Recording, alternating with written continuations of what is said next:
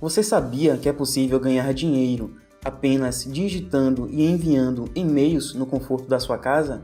Encontrei com o Saião e vou falar aqui, você não vai lembrar disso, mas eu vou lembrar. Eita. Eu já conheci o Saião há muito tempo, porque assim, pode me parecer, mas ele é mais velho que eu. Eita, rapaz. Então, não, sério, quando eu fazia teologia, ele já era um acadêmico conhecido, tinha livros pela editora, isso aqui é verdade. Humildade não é menina bonita dizer que é feia, né? Você tem que admitir o que você é. E ele é um biblista, ele é uma pessoa conceituada. Que enganei ele direitinho, né? Não.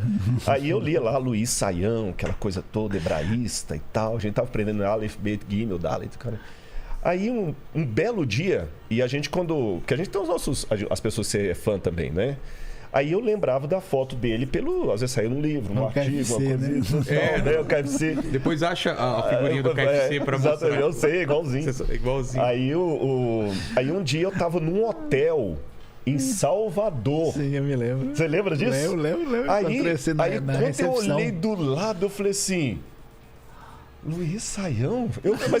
Sabe quando você encontra alguém assim que você é fã da pessoa? Aí ele falou, Rodrigo Silva.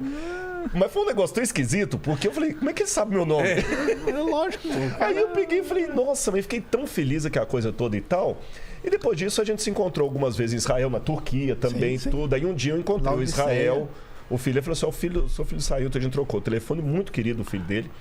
E aí a gente começou a encontrar na rádio lá. E foi uma coisa tão interessante, tão bonita, tão humilde da parte do Saião, porque assim, eu vou abrir o jogo. O adventista, ele é considerado seita por muita gente. Ah, é? Muita gente. Porque tem algumas coisas diferentes. Algumas coisas diferentes. A questão do sábado mesmo, uma das coisas e tal, etc.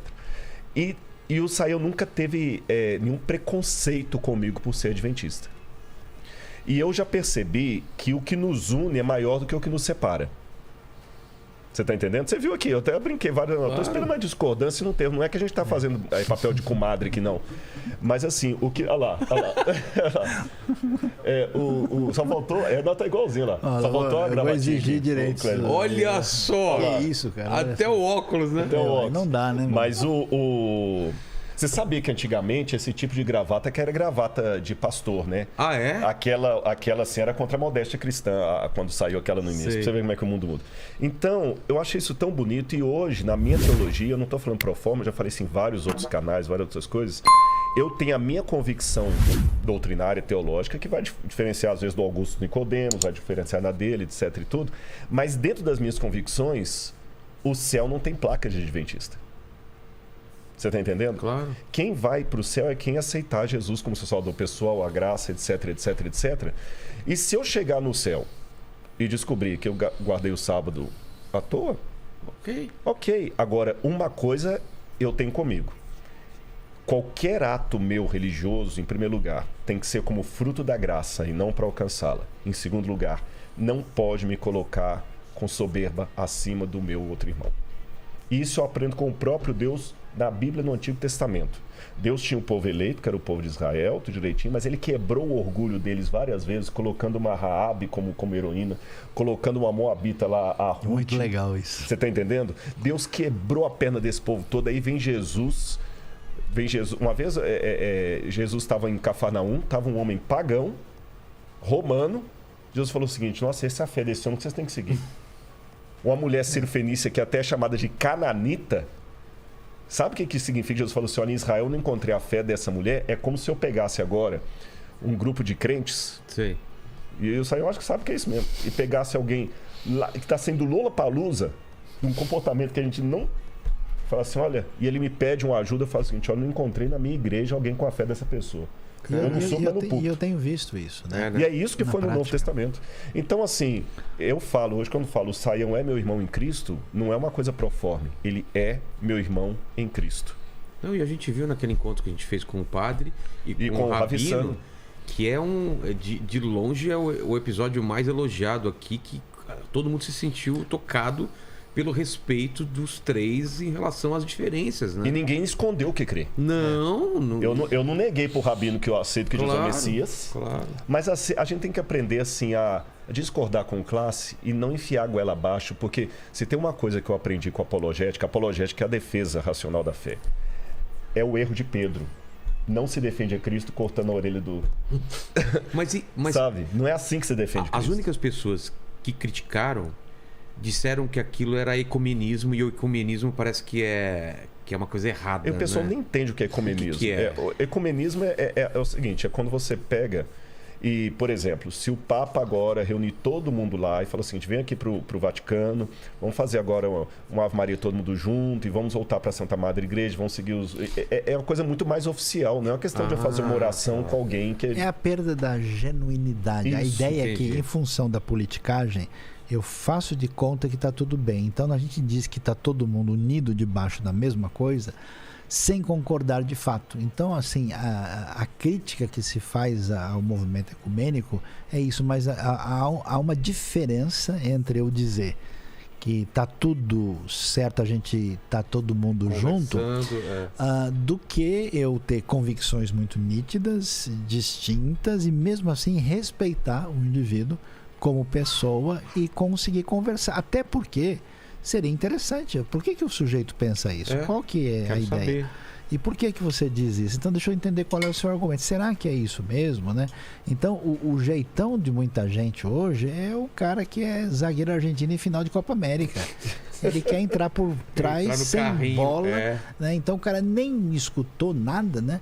E ele já chega chutando porque ele tem uma convicção tão forte que todo o seu senso de fraternidade e diálogo desaparece. Então aí tem que ter um equilíbrio, né? Porque é muito interessante. Jesus é show de bola, né? Porque Jesus conversa com a mulher samaritana. Outro exemplo. Que assusta todo mundo. A samaritana seria o quê? Pra gente entender. É tipo de um grupo herético mesclado que se afastou do judaísmo e que o pessoal nem olhava na cara do outro. Só pra você ter noção, na Mishnah diz que aquele que come o pão da mão do samaritano é como que come carne de porco. Lembra que a carne de porco é uma comida que o judeu nem toca. Falando em porco, é como um palmeirense entrar com a camisa na torcida do Corinthians. Entendi. É um negócio inaceitável, entendeu?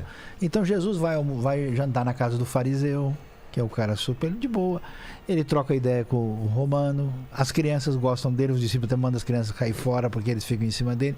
Então Jesus, ele tem foco de possibilidade de interação com todo tipo de gente. Agora, tem uma diferença importante também, que é importante colocar aqui. Isso que o Sayão nos colocando assim. Jesus tinha o foco com essas pessoas, mas ele não endossava as coisas erradas dessas pessoas. Com a mulher lá apanhada em adultério, sim, ele falou, vai e não peques mais. Com o outro lá, ele falou o seguinte, não peque mais para que coisa pior não te aconteça. Eu estou falando pelo seguinte, sem querer ser antiético, mas existe uma galerinha do bem, entre aspas, aí do evangelho, que Jesus aceita tudo, Jesus ama todo mundo, é proibido proibir, é aceitação, negação. Então, às vezes, ele vai num programa de televisão, ele é até um líder religioso, mas ele não expõe aquilo que o evangelho apresenta. Ele só fica no Deus é amor, love, paz e amor. Aí falta genuinidade. Falta genuinidade. O Jesusinho ama todo mundo e tudo mais. Aí, às vezes, eu ouço. Eu falo, gente, o que ele falou? Então, assim... e Deus está me abrindo portas. O seu canal aqui é uma delas. Já é a terceira vez que eu venho aqui. Fui conversar com o Mano Brown, fui no Flow, programa de televisão, 3 vezes no Jô Soares. Em todos os lugares por onde eu passei, eu respeito as opiniões diferentes, mas eu tenho que deixar uma mensagem do que eu acredito. Senão eu vou estar insultando a sua inteligência de que está nos assistindo. Claro. O camarada pode até discordar de mim, mas ele não pode ser na dúvida sobre o que eu acredito. E aí... Tem que ter autenticidade. Tem que ter autenticidade. E tem um detalhe apenas que aí, nesse ponto, eu e o Sayão não podemos entrar em discordância. Porque se entrar, um dos dois está errado. Negar Cristo. Claro, com certeza. Você está entendendo? E o negar Cristo pode ser um negar muito sutil. É simplesmente não falar dele. Teve uma vez, Jesus estava com os discípulos em Cesareia de Filipe. E é um lugar que... Olha... Você tem que ir pra lá com a gente, viu? A gente tá falando aqui, pessoal de casa. Vamos fazer um bem bolado em um dia. Vamos, eu quero ir, viu, gente? Vai me levar, Sayão? Vamos lá, nós vamos combinar aqui, a galera mas pode acompanhar. Tem alguma coisa programada já? Olha, eu conversei com o Rodrigo aqui, a gente tá pensando em fazer alguma coisa, acho que pra ficar bem programado, deixar pra 2023, mais lá pra frente. Vamos pensar, e aí seria bom... Começo do ano? Então, vamos ver qual a data é melhor pra você. Para mim, janeiro é perfeito. Israel está aberto de janeiro até dezembro. Então vamos. E que época de janeiro é boa para você? No começo, no meio, no fim? Cara, quanto mais perto das férias do final do ano, assim... É mais fácil, mais legal. O único problema muito pertinho ali é o frio demais, né? Ah, é? É assim. Que ali é friozinho. Chuva. Mas tudo é negociável. A gente conversa e vamos ver se a gente faz a caravana Vilela. O bonde de inteligência, né? Aí olha o que acontece. Faz um de lá, hein? E quando você tá lá, as histórias ficam tridimensionais, porque você tá em loco. Exato. Aí, olha Cesareia de Filipe. Cesareia de Filipe era o lugar mais pagão que Jesus podia levar os discípulos. Tudo que não prestava do ponto de vista religioso estava ali. Ali tinha o culto a Baal, tinha o culto dos bodes dançantes, tinha o culto das ninfas. Bodes dançantes. Bodes dançantes. O Pan, o deus Pan. Nossa, isso parece o o nome de banda dos anos 80. Lembra que... O culto dos bodes dançantes. Blitz e você sabe qual que é a filosofia do bode, né? Renato, eu tô com medo de falar e você nunca mais me trazer aqui. Qual? Se barba fosse respeito, bode não tinha chifre. Entendi. Você também não fica quieto, você também tá com... Não, eu tô tentando entender. Mas voltando e outra coisa também, o Harold Kushner dizia, se um homem não sabe rir de uma boa piada, desconfia da religião dele. Isso é fundamental. Mas voltando ao esquema que eu falei assim, lembra que uma hora o Saião falou da Via Maris, que passava ali por Megiddo e tudo mais? A Via Maris, ela passava também perto dali da cidade de Cesareia de Filipe, que o Herodes Filipe construiu e botou em nome de César para fazer política. Então, tudo enquanto era paganismo tinha lá. Jesus tirou os discípulos da zona de conforto deles, que era o entorno do Mar da Galileia, né, onde tinha sinagoga, tinha tudo bonitinho ali, e andou mais ou menos ali uns 50 quilômetros até mais ou menos Cesareia de Filipe, ali 50 quilômetros mais ou menos, 50, 60 quilômetros, mais ou menos. Mais ou menos isso. Que 50 quilômetros para a gente hoje não é nada, eu moro a 188 quilômetros daqui, mas para a época, andando a pé, Jesus tirou que os discípulos foram para lá. Aí imagina a cena. Jesus chegando com os 12 naquele lugar totalmente detonado espiritualmente. O pessoal todo oferecendo lá. E lá tinha uma caverna assim, que saía uma água de dentro dela e tinha o templo de Augusto bem na frente assim. E eles chamavam aquela caverna de Boca do Inferno, pra você ter uma noção. Aí Jesus senta com os discípulos ali, olha para todo mundo lá. Eu já imagino, isso a Bíblia não diz, mas a gente pode imaginar alguma coisa de entrelinha pelo contexto. Eu imagino as caras e bocas que Pedro, Tiago, João e a companhia estavam fazendo ali, né? Aí Jesus vira para eles e faz a pergunta mais sem noção. A sabedoria do homem é estupidez para Deus, né? Quem dizem as pessoas que eu sou? Pô, você não podia ter perguntado isso lá? Aqui. Aí eles, senhor, uns aí estão falando que o senhor é Elias, outros acham que o senhor é Jeremias, outros acham que o senhor é João Batista, ressuscitado, ou algum dos profetas. Primeira coisa que me chama a atenção. Nenhum deles falou o seguinte, eles falam que o senhor é um corrupto, é um vagabundo, não, charlatão. Eles falaram coisas bonitas de Jesus. Pô, falar que você é um profeta, né? E comparando a heróis ali, tudo e tal. Tá bom. E vocês? Quem vocês dizem que eu sou? Essa pergunta de Jesus é marcante. Por quê? Porque as pessoas ali estavam com informações bonitinhas sobre Jesus. Mas não adianta eu vir aqui dar informações bonitinhas sobre Jesus se eu não disser quem ele de fato é. É como se ele perguntasse assim, o que eles estão falando que eu sou por causa de vocês? Quem que eu sou, na verdade? Eu sou isso aí? Não, senhor. Tu és o Cristo, o Filho de Deus vivo. Aí que ele falou, então tu és Pedro e sobre essa pedra edificarei minha igreja, etc, etc.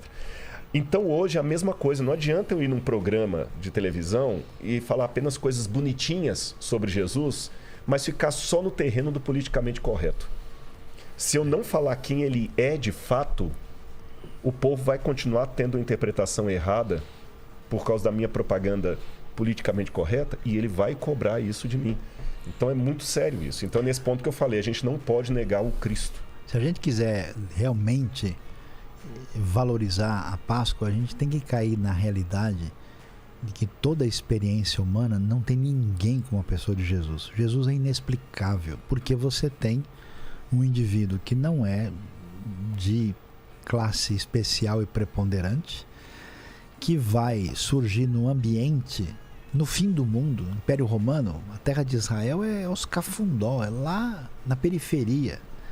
E esse indivíduo vai crescer e se desenvolver na periferia da periferia, na beira de um lago que não tem valor, reúne uns caras cheirando peixe que são os discípulos pescadores, e surge como um rabino itinerante, um mestre que sai lá numa sinagoga, na outra.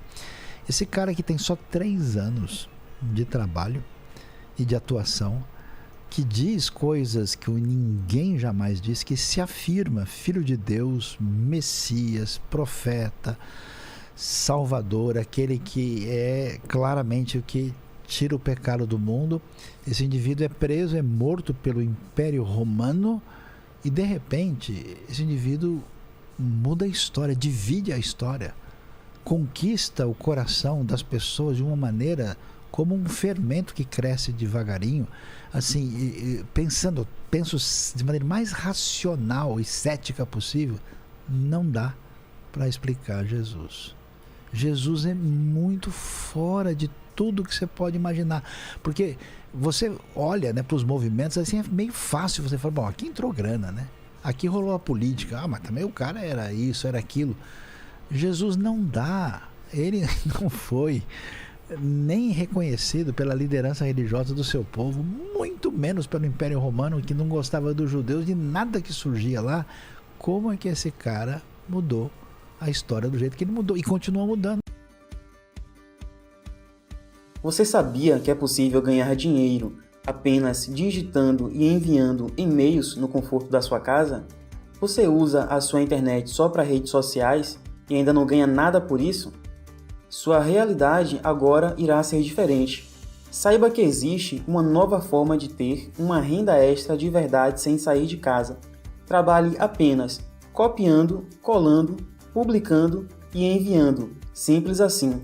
Receba todo o material pronto e só faça seguir o passo a passo que é ensinado no material de treinamento.